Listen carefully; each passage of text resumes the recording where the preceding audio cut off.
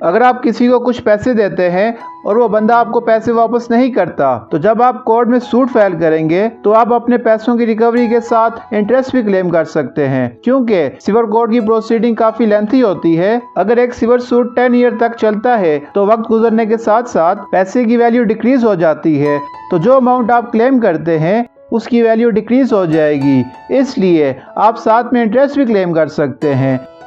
The Code of Civil Procedure 1908, Section 34, Interest. Where and insofar as the degree is for the payment of money, the court may in the degree order interest at such rate as the court deems reasonable to be paid on the principal sum adjudged from the date of the suit to the date of the degree, in addition to any interest adjudged on such principal sum for any period prior to the institution of the suit, with further interest at such rate as the court deems reasonable on the aggregate sum so adjudged from the date of the degree to the date of the payment or to such earlier date as the court thinks fit. Basically interest money suit पर होता है और वो interest judgement debtor से लेकर degree holder को दिया जाता है। बेसिकली कोर्ट 3 तरह से इंटरेस्ट लगा सकती है।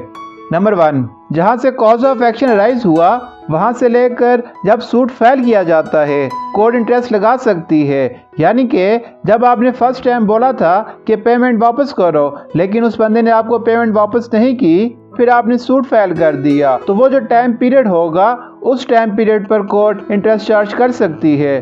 नंबर 2, और जब आपने सूट फाइल कर लिया उस टाइम से लेकर जब तक डिग्री होती है उस टाइम तक भी कोर्ट इंटरेस्ट चार्ज कर सकती है। यानी कि date of institution of suit से लेकर डेट ऑफ डिग्री तक कोर्ट इंटरेस्ट चार्ज कर सकती है। नंबर 3, डिग्री होने से पेमेंट तक कोर्ट इंटरेस्ट चार्ज कर सकती है। Section 34 subsection 2, where such a degree is silent with respect to the payment of further interest on such aggregate sum as aforesaid from the date of the degree to the date of payment or other earlier date, the court shall be deemed to have refused such interest and a separate suit therefore shall not lie.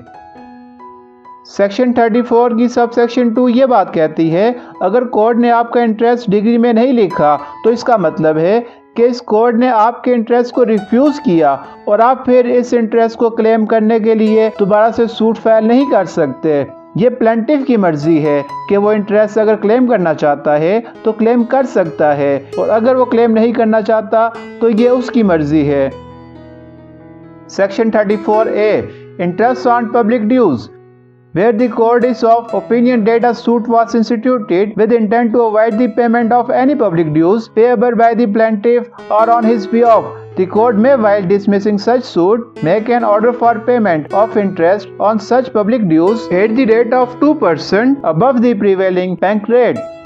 Section 34A ये बात कहती है, अगर आप court में suit file करते हैं और कोर्ट को लगता है कि आप पर जो पब्लिक ड्यूज हैं आप इन ड्यूज की पेमेंट नहीं करना चाहते, तो अगर कोर्ट इस बात पर सेटिस्फाई होती है कि आपने ये पब्लिक ड्यूज लाजमी पे करने हैं, तो सबसे पहले आपका सूट डिसमिस किया जाएगा और फिर कोर्ट आप पर इंटरेस्ट भी लगाएगी, और जो इंटरेस्ट रेट होगा वो एनुअली बैंक डिटरमाइन करता है और उस इंटरेस्ट रेट से 2% ज्यादा आपको इंटरेस्ट भी पे करना पड़ेगा। Section 34A subsection 2, where the court is of opinion that the recovery of any public dues from the plaintiff was unjustified, the court may, while disposing of the suit, make an order for payment of interest on the amount recovered at the rate of 2% above the prevailing bank rate. जबकि section 34A की subsection 2 ये बात कह रही है कि आपने जो सूट फाइल किया था कि पब्लिक ड्यूज गलत हैं और आप पर पब्लिक ड्यूज ज्यादा चार्ज किए गए हैं, तो ये बात प्रूफ हो जाती है कि पब्लिक ड्यूज ज्यादा हैं, तो फिर कोर्ट आपके अगेंस्ट जो पार्टी होगी उस पर इंटरेस्ट चार्ज करेगी, तो फिर उस पार्टी को भी 2% बैंक इंटरेस्ट रेट से ज्यादा पे करना होगा। और इस सेक्शन की एक्सप्लेनेशन ये बात कह रही है कि बैंक रेट से मुराद है वो रेट जिनको डिटरमाइन स्टेट बैंक करता है, और पब्लिक ड्यूज से मुराद है कि किसी बैंक के ड्यूज जो कि फेडरल गवर्नमेंट या किसी कॉरपोरेशन के अंडर हैं या किसी भी लोकल अथॉरिटी या प्रोविंशियल गवर्नमेंट या फेडरल गवर्नमेंट के अंडर हैं या ज़ेर मालकियत हैं। Section 34B, interest etcetera on dues of banking company, where and insofar as a degree is for payment of money due to a banking company in repayment of a loan advanced by it, the court shall in the degree provide for interest or return as the case may be on the judgment debt from the date of degree till payment।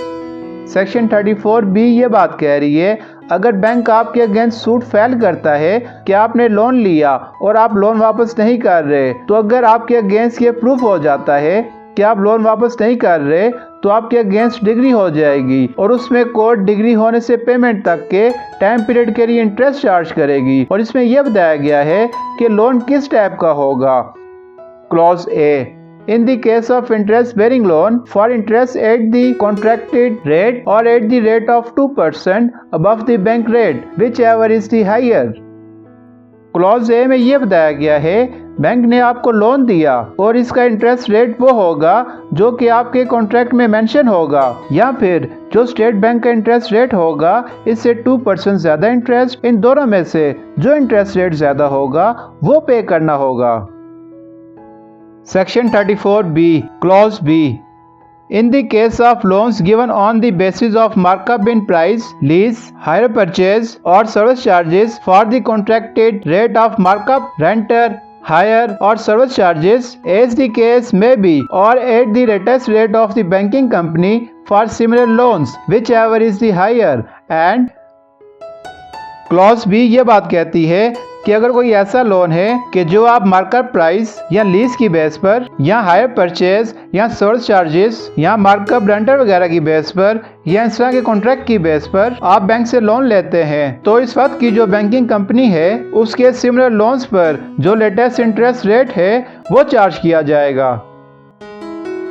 Clause C, in the case of loans given on the basis of participation in profit and loss for return at such rate not being less than the annual rate of profit for the preceding 6 months paid by the banking company on term deposit of 6 months accepted by it on the basis of participation in profit and loss, as the court may consider just and reasonable in the circumstances of the case, keeping in view the profit sharing agreement entered into between the banking company and the judgment debtor when the loan was contracted।